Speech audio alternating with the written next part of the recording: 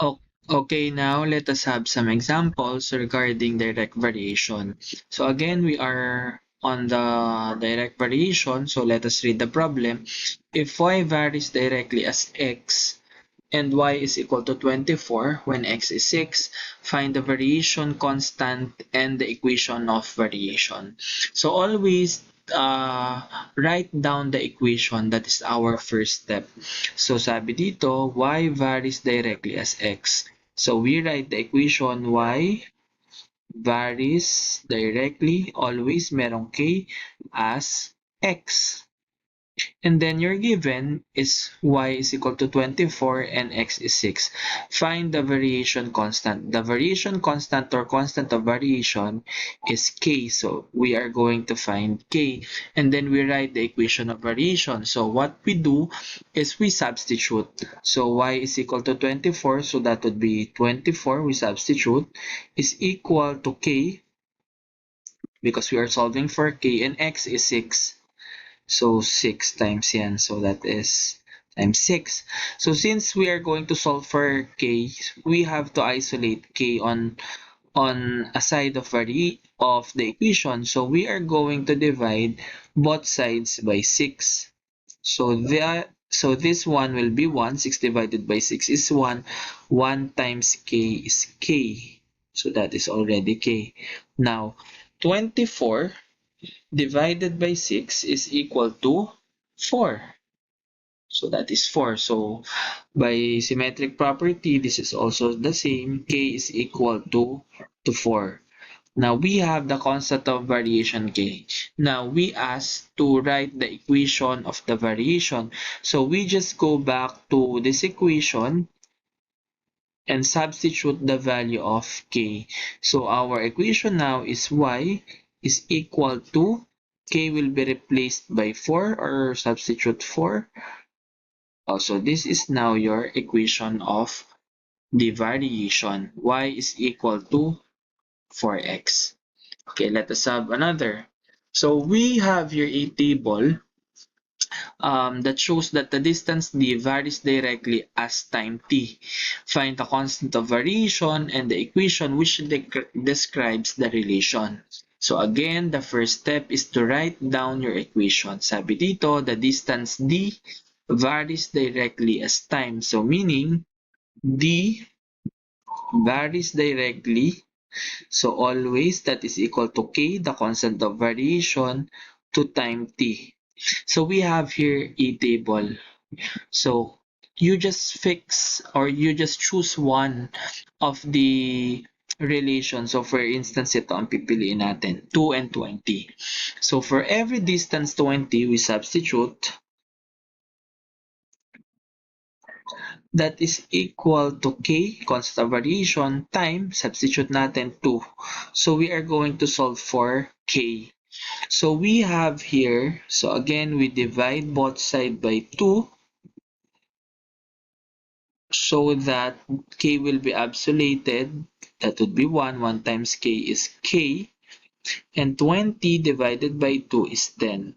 So your constant of variation now is 10.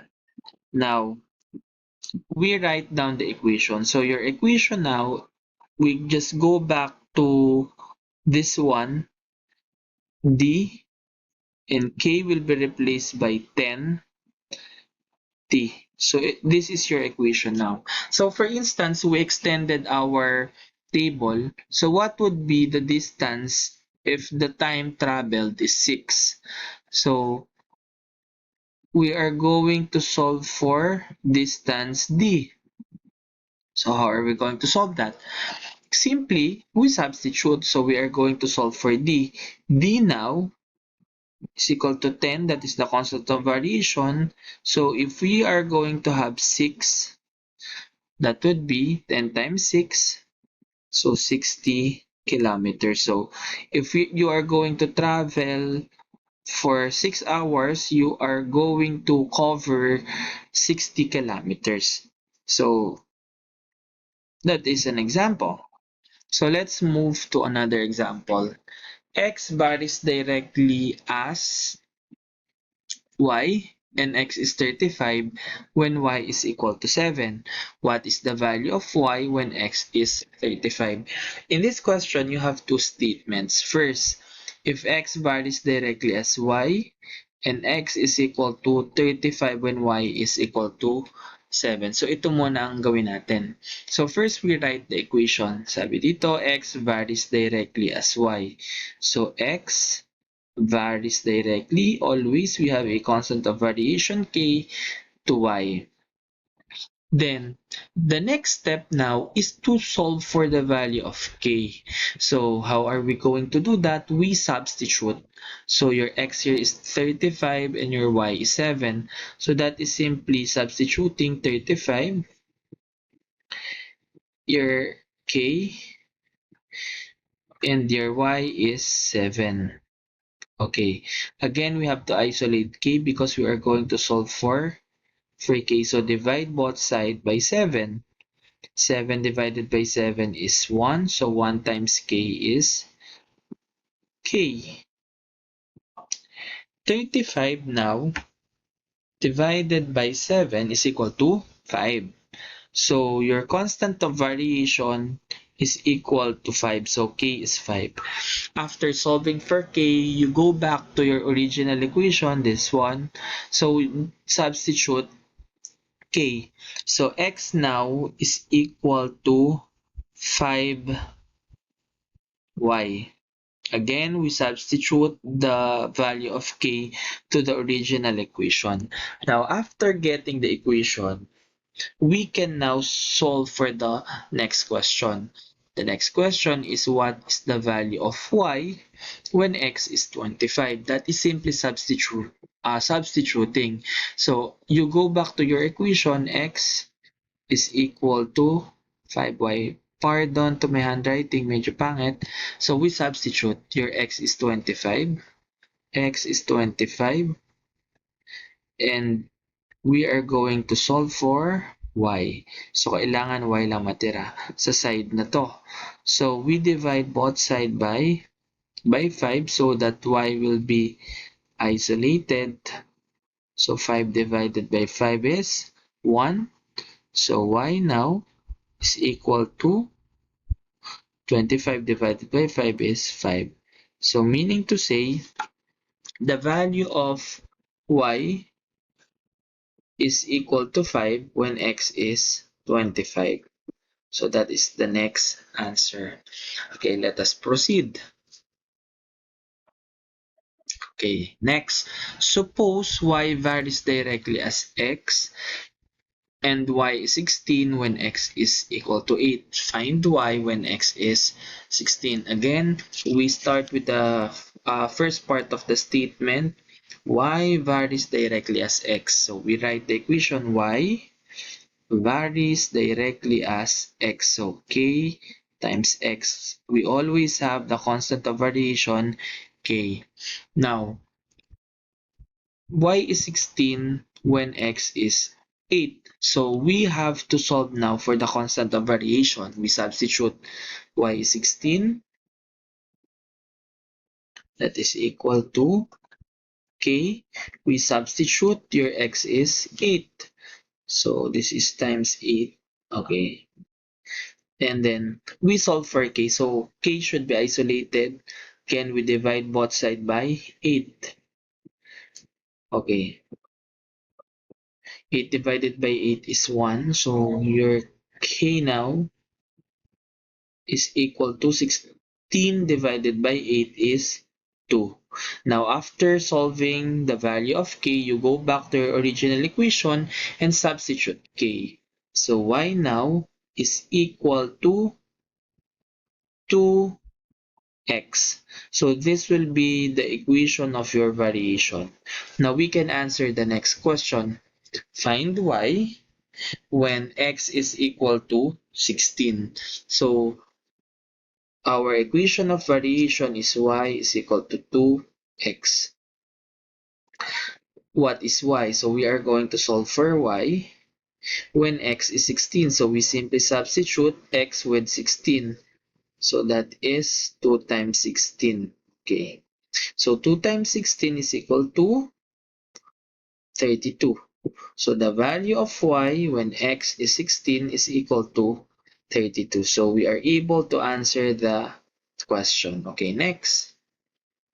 Suppose v varies directly as g and v is equal to 36 when g is 4. Find v when g is 11. Again, we start with the equation. V varies directly as g. So v is equal to kg. You have your constant of variation k.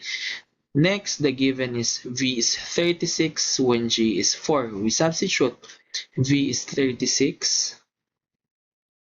So again, you have your constant of variation and g is 4.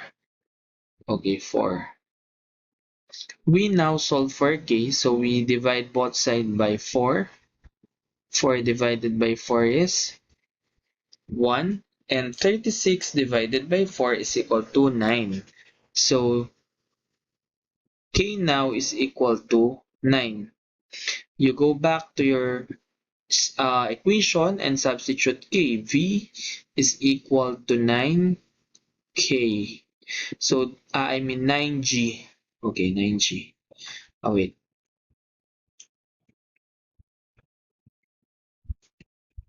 Okay. So, 9g. That is g. Okay. So, this is now your equation of variation. Sorry, this is g. Now, we find v when g is 11. So, v is equal to 9g.